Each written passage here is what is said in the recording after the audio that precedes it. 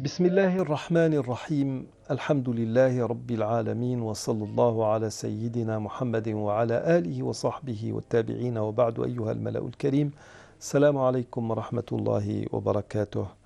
Nous nous intéresserons aujourd'hui à une citation de Bachir Ibrahimi. Si nous classons cette citation parmi ce que nous avons décidé d'appeler des perles de sagesse, c'est parce que de par la concision des propos, se dégage justement la sagesse de cet homme et sa capacité à analyser la situation.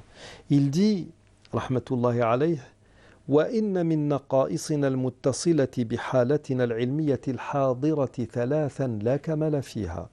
Parmi les lacunes inhérentes à notre état intellectuel présent, donc qui est au plus bas, trois choses qui n'occurrent d'aucun développement ou ne permettent aucun développement. لا كمال معها.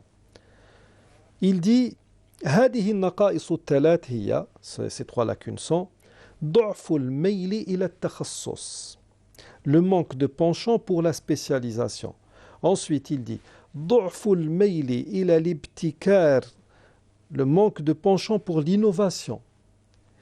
Et puis, il termine et dit وَالْكَسَلُ عَنِ الْمُطَالَعَةِ, et notre laxisme quant à la lecture.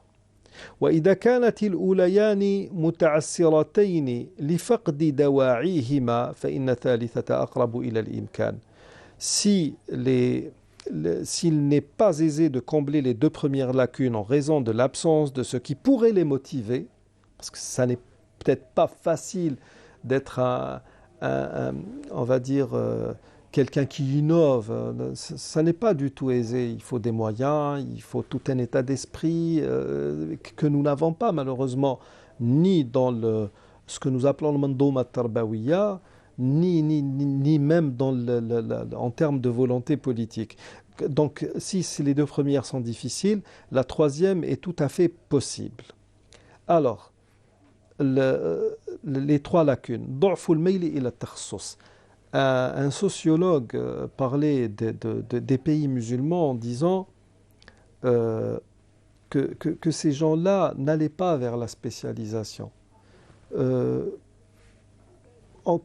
Les cursus où il est question de spécialisation sont des cursus lents et la majorité des gens préfèrent arriver le plus tôt possible au monde du travail pour se faire de l'argent. Bien sûr, il est important d'avoir de l'argent pour bien vivre, mais si on n'a pas d'ambition, on n'arrive à rien généralement.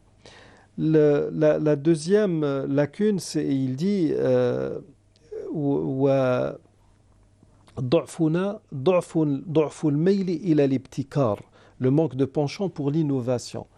Nous avons dans nos pays des gens qui ont fait des doctorats, qui sont brillants, somme toute faite.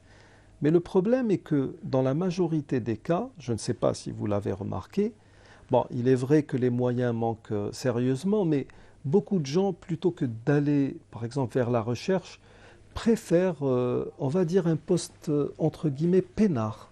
Je suis à l'université, je suis bien payé, j'ai quelques heures à faire par semaine, et toujours entre guillemets, excusez l'expression, je me la coule douce. C'est ça le problème. Peut-être même dans le domaine religieux, hein. Vous avez des imams qui ont le degré de imam oustad, donc c'est quelqu'un qui est habilité à faire l'oraison du vendredi, et à partir de là, je viens une fois par semaine, je fais mon oraison, je fais un tour à la mosquée 2 fois par semaine, grand max, sans pour autant produire quoi que ce soit. Je ne forme pas d'élèves, je ne forme pas de gens qui mémorisent le Coran, le huffad.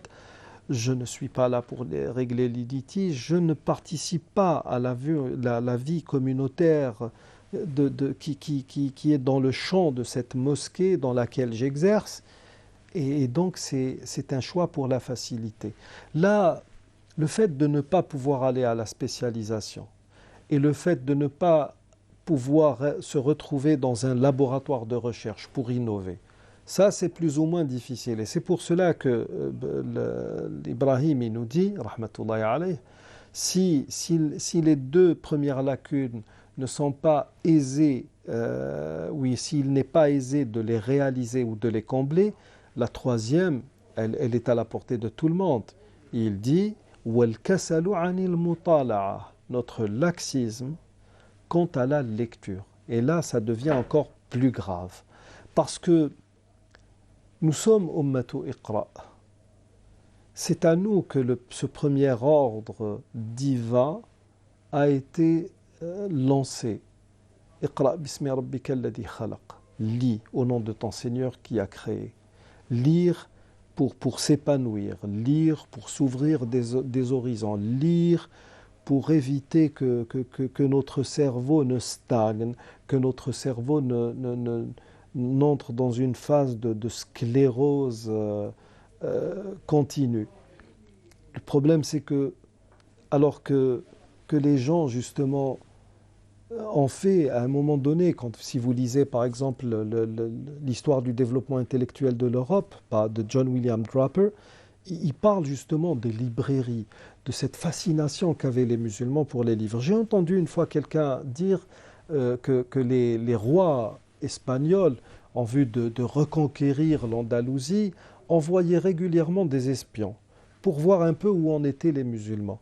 L'un d'eux est arrivé dans le marché alors que les musulmans étaient en train de surenchérir sur un livre. Il est revenu à ses maîtres disant « On ne peut pas les avoir, ils sont toujours trop forts ». Et ça a duré jusqu'au jour où il les a vus surenchérir sur une esclave. Et nous sommes toujours dans cet état d'esprit qui refuse de lire, qui refuse de s'épanouir malheureusement pour nous. Est-ce là une bonne manière d'être musulman? Moi je pense que non, et à vous de donner la réponse en votre âme et conscience. Nous arrivons au terme de cette émission. Je vous remercie de l'avoir suivi. Assalamu alaikum wa rahmatullahi wa barakatuh.